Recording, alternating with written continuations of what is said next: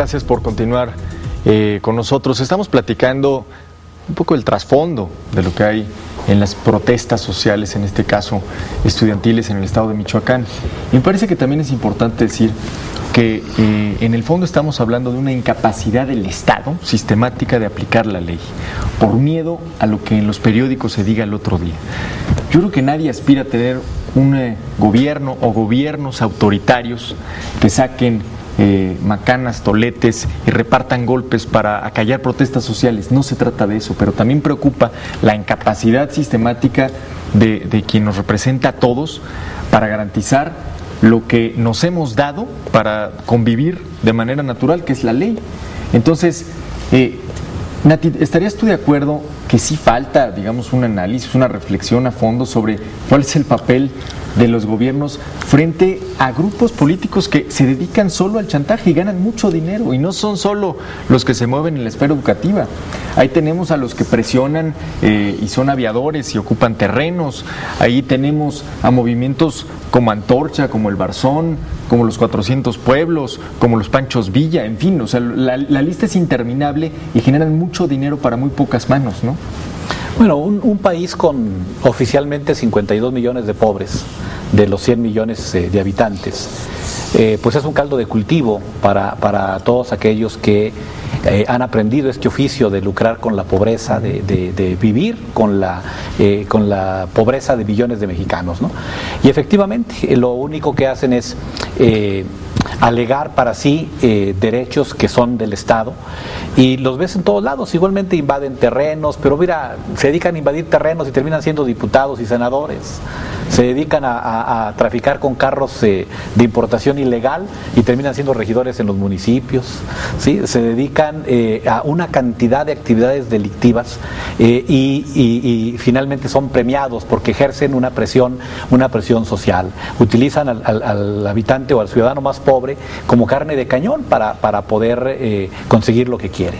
En el caso concreto de Michoacán, mira, estos grupos como la Casa de Estudiantes o en este caso las normales, habría que revisar si ese modelo pedagógico sigue siendo útil para el país, claro, si ese modelo de normales sigue facilitando la inclusión social de aquellos grupos marginados que podían a través de la educación transitar a mejores niveles de vida y aportarle algo a la sociedad, algo útil a la sociedad. Habría que preguntárselo si siguen siendo útiles y vamos a encontrar con que degeneraron y hoy día representan muchos más costos, y no solo económicos, ¿no?, sino costos en todos los sentidos.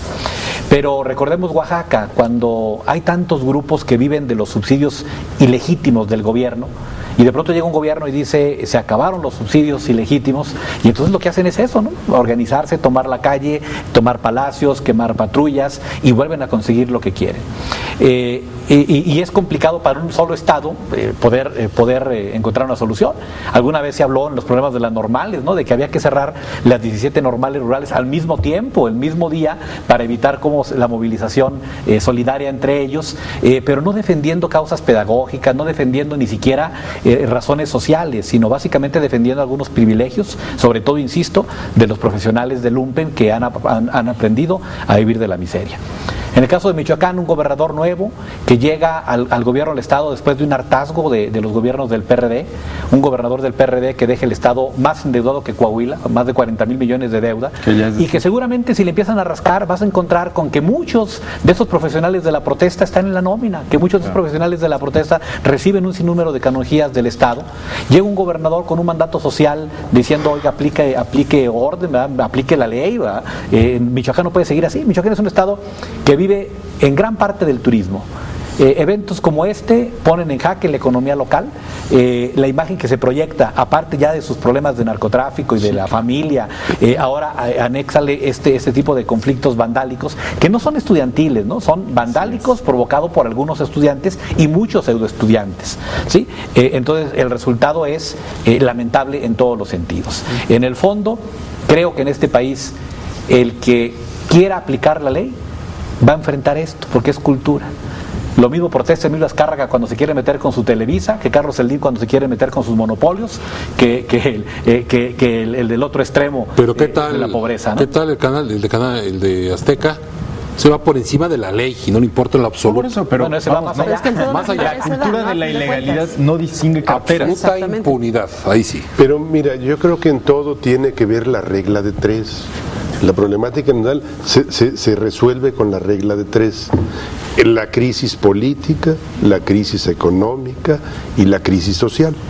O sea, ¿por qué se da esto? Porque hay políticos que medran con esta parte, claro, por un lado, y otros que nuestra clase política enana, hablando en general y dejando a salvo las excepciones que también las hay, o sea, no se quieren meter en problemas. O sea, de la chamba de gobernadores les interesa cobrar, tener las ventajas y demás, pero a la hora que hay que fajarse los pantalones para tomar decisiones de fondo, ahí sí no le quieren entrar. Entonces, y luego, vaya, ves a los partidos políticos caminando por un lado y descaminando. O sea, si se critica que el presidente de la República panista está metido en la campaña electoral, los contrarios, o sea, PRI y PRD, señalan con índice de fuego, ¿por qué permiten? Eso es incorrecto y demás. Pero cuando ellos son gobierno, lo justifican plenamente. Entonces, tenemos una clase política que reacciona a lo más cómodo, a la conveniencia, pero además a la conveniencia personal. Todo se maneja ahí. Hay que ver nada más el reparto de las comisiones en la Cámara de Diputados, bueno, es una pena. Y luego todavía amenazan que aumentaron los secretarios para que tengan chamba y dinero extra, toda una caterva de personajes, todavía amenazan de que, vaya, y ya ahorita tienen normalmente las comisiones un montón de secretarios. 9, claro. Vaya, me dice que hay hasta 9 secretarios. Más todavía van a crear comisiones especiales para que todo el mundo tenga charola, tenga su estrellita en la frente y eso. O sea, eso es propio de una clase política enana. Pero a la hora que tenemos que entrarle para meter en cintura a los sindicatos, ahí sí no estamos. Ahí sí no nos queremos pelear, no queremos tocarlos ni con el pétalo de una auditoría, porque entonces ahí sí nos incomoda, pero en nuestra cuestión personal. ¿Cuántos gobiernos se han vuelto verdaderos reinos familiares? El cuate, el amigo, el compadre, el hermano. Muchísimos, vaya, definitivamente. Entonces, este es el caldo de cultivo que genera este tipo de problemas. Es cierto, además, la cultura de la ilegalidad que decía Natividad no tiene que ver con un grupo determinado, con una afiliación política. Es una cultura, permea a todos los niveles y no distingue carteras ni cargos. Creo que estamos en la administración permanente del conflicto, no en la solución de los conflictos.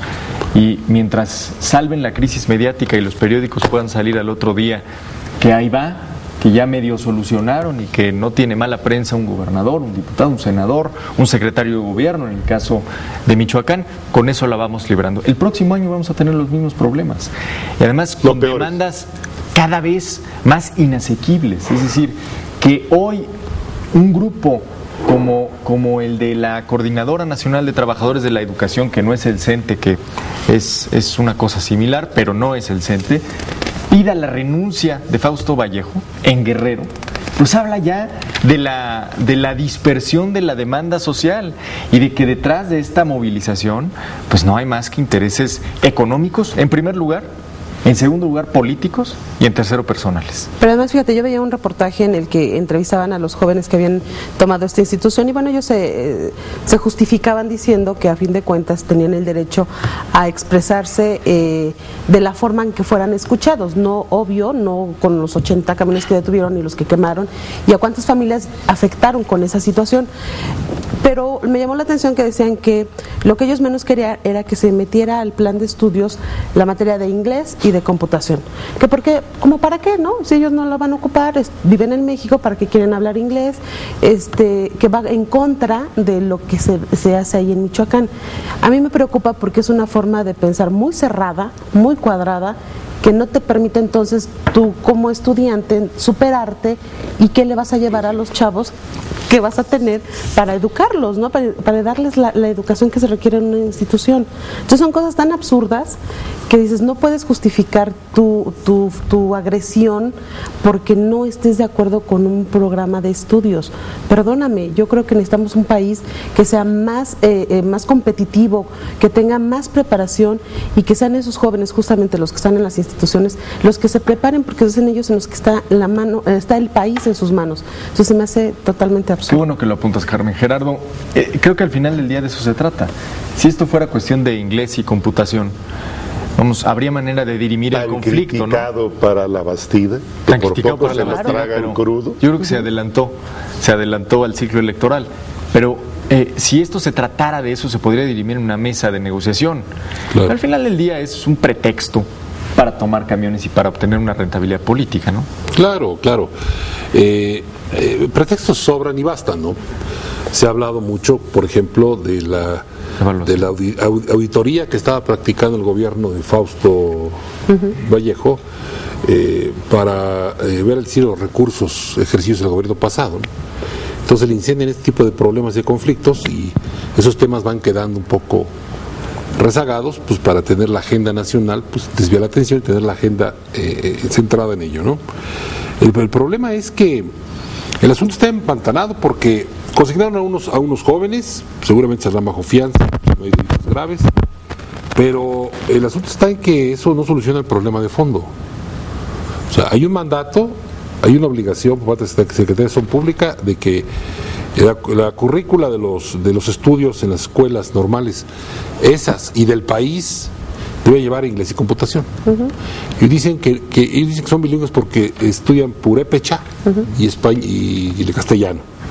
Pero es parte del currículo. Ahora, yo les quiero preguntar, ¿irá a tener trabajo algún día de maestro estos personajes?